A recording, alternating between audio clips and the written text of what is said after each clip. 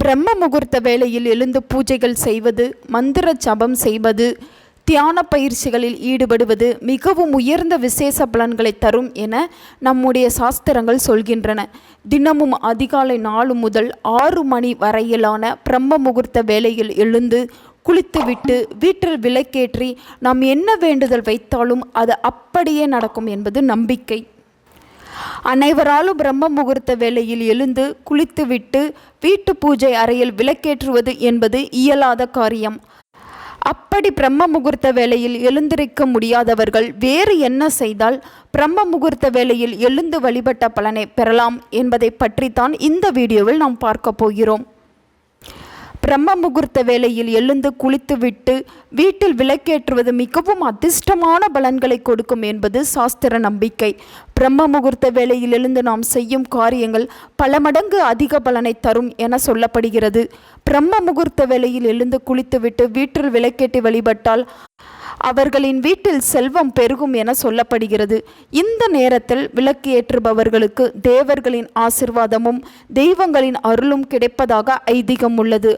ஆனால் அனைவராலும் பிரம்ம முகூர்த்தத்தில் எழுந்து விளக்கு ஏற்றுவது என்பது கடினமான காரியம்.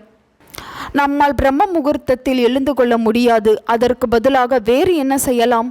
பிரம்ம முகூர்த்த வேளையில் எழுந்த பலனை பெறுவதற்கு என்ன செய்ய வேண்டும்? பிரம்ம முகூர்த்த நேரத்திற்கு இணையாக இருப்பது சூரியன் மறையும் நேரமாக இருக்கும் சந்தியா காலம் ஆகும். கிட்டத்தட்ட சந்தியா காலமும் பிரம்ம முகூர்த்தத்துக்கு இணையானதுதான்.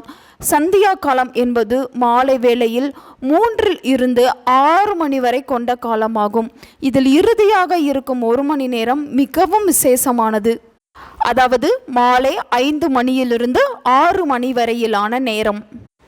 பிரம்ம முகூர்த்த நேரத்திற்கு இணையான சந்தியா காலம் நேரத்தில் விளக்கு ஏற்றினால் பிரச்சனைகள் தீரும் என்பது ஐதீகம். மாலையில் தினமும் 5 6 மணிக்குள்ளாக விளக்கேற்றுவது சாஸ்திர நியதி. வெள்ளிக்கிழமைகளில் 6 மணிக்கு மேல்தான் சிலர் விளக்கு ஏற்றுவார்கள்.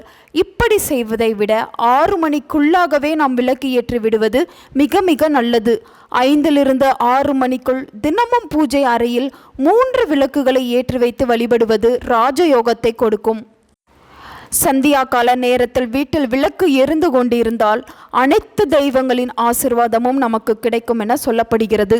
தினமும் மாலை வேளையில் 5 இறை வழிபாடுகளில் ஈடுபட்டு வந்தால் நமக்கு இருக்கும் அனைத்து கஷ்டங்களும் நீங்கி நல்ல விஷயங்கள் நடக்க துவங்கும். இந்த வழிபாட்டினை நாம் செய்ய வாழ்வில் பலவிதமான மாற்றங்கள் ஏற்படுவதை காண முடியும். இப்படி சந்தியா கால வேளையில் ஏற்றும் விளக்கானது மஞ்சள் திரியை கொண்டு ஏற்றுவது மிக மிக நல்ல பலன்களை கொடுக்க வல்லது. ஒவ்வொரு பிரார்த்தனைக்கும் ஒவ்வொரு நிறத்தில் திரியை ஏற்றுவது வழக்கம். அவ்வகையில் மஞ்சள் நிற திரியானது துன்பங்களை போக்கக்கூடிய ஆற்றல் கொண்டுள்ளது. சாதாரண திரியில் மஞ்சள் தோய்த்து காய வைத்து பின்னர் பயன்படுத்தினால் கஷ்டங்கள் நீங்கும் என்பது ஐதீகம். பிரம்ம முகூர்த்த நேரத்தில் எழுபவர்கள் 5 விளக்கில் இதுபோல் மஞ்சள் திரையை கொண்டு தீபம் ஏற்றினால் நல்ல பலன் கிடைக்கும். இந்த 2 வேளைகளிலும் இறை வழிபாட்டுக்குரிய மிக மிக விசேஷமான காலமாகும்.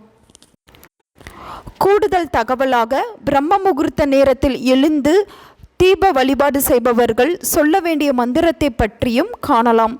இம்மந்திரத்தை 3 முறை சொன்னால் போதும்.